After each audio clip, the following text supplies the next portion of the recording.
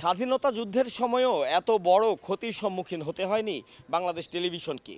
আর স্বাধীনতা যুদ্ধের পর থেকে এখন পর্যন্ত তো নয়, যদিও এর আগেও বেশ কিছু সময় বিটিভির উপরে হামলা চালিয়েছিল সহিংসতাকারীরা, সহিংসতা চালিয়েছিল, ভাঙচুর করেছিল, পুড়েছিল, কিন্তু কোনোবারই এখনকার মতন এত বিভীষিকাময় পরিস্থিতি হয়নি। তথ্য মন্ত্রণালয়ের মাননীয় সচিব স্বচক্ষে তিনি এগুলো দেখতে এসেছেন এবং একটি তদন্ত কমিটি তথ্য মন্ত্রণালয়ের পক্ষ থেকে করা হয়েছে এমনটি তিনি আমাদের জানিয়েছেন। একই সাথে জানিয়েছেন যে পরিমাণ ক্ষয়ক্ষতি হয়েছে তা আসলে এখনো পর্যন্ত নিরূপণ করা সম্ভব হয়নি। রাষ্ট্রীয় প্রতিষ্ঠানে এইভাবে হামলা চালানো এটি তো জনগণের সম্পদ। আর এই বিটিভি একটা ঐতিহ্যবাহী মিডিয়া, এই মিডিয়াকে একেবারে তছনছ করে দেওয়া হলো। যেই সেকশনে যাবেন, যেই জায়গায় যাবেন, দেখবেন যে সেই জায়গায় ক্ষতচিত্র। এই যে ধ্বংসলীলা দেখে আমার মনে হচ্ছে ব্যক্তিগত এটি ছাত্ররা এটি করতে পারে না, এটি নিঃসন্দেহে এটি একটা পরিকল্পিত একটি ঘটনা বলেই আমার কাছে মনে হয়। এটি মালিবাগ ৩ রাস্তার মোড়ের চিত্র। প্রগতি সরণি থেকে মালিবাগের দিকে আসবে কোনো সাধারণ মানুষ, এটি আসলে চিন্তার বাইরে ছিল। এটি কিন্তু গতকালকের আগ পর্যন্ত যে সহিংসতাকারী তাদের জন্য একটা অভয়ারণ্য হয়ে গিয়েছিল। কি ভয়াবহ পরিস্থিতি ছিল সম্পূর্ণ রাস্তা জুড়ে আপনারা তা স্বচক্ষে দেখেছেন।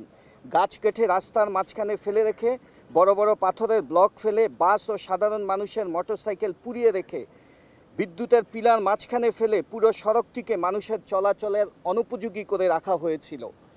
বাহিনীর সদস্যরা গতকাল কারফিউ শিথিলতার পূর্বেই সড়কের সকল প্রতিবন্ধকতা দূর করে সড়কটিকে সম্পূর্ণরূপে যানবাহন এবং সাধারণ মানুষের চলাচলে উপযোগী করেছে। এই মুহূর্তে আছি রাজধানীর রামপুরা ব্রিজ সংলগ্ন ডিএনসিসির পানি নিষ্কাশন পাম্পের গেটের সামনে। দেখাতে চাই এই পানি নিষ্কাশন পাম্পের যে চিত্র, কি করেছে সহিংসতাকারীরা এর ভেতরে।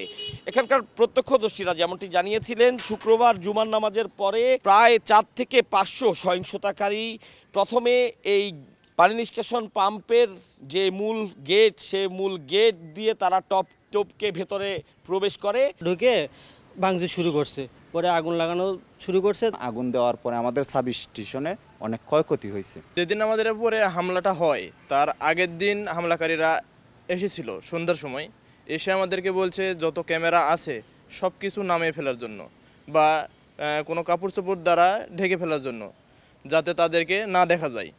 এবং তারা পরিকল্পনা করে আসে পরের দিন যাতে সিসি ক্যামেরায় তাদের দেখা না যায়। টাকা পয়সা সব লুটপাট হয়েছে। 2.5 লাখ টাকা ছিল, ওগুলা সব লুটপাট হয়ে গেছে, বিক্ষোভকারীরা লুটপাট করে নিয়ে গেছে।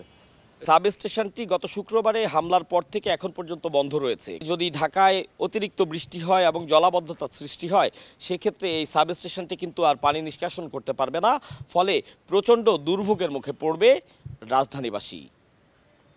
আতাউর কাউসার, সময় সংবাদ, ঢাকা।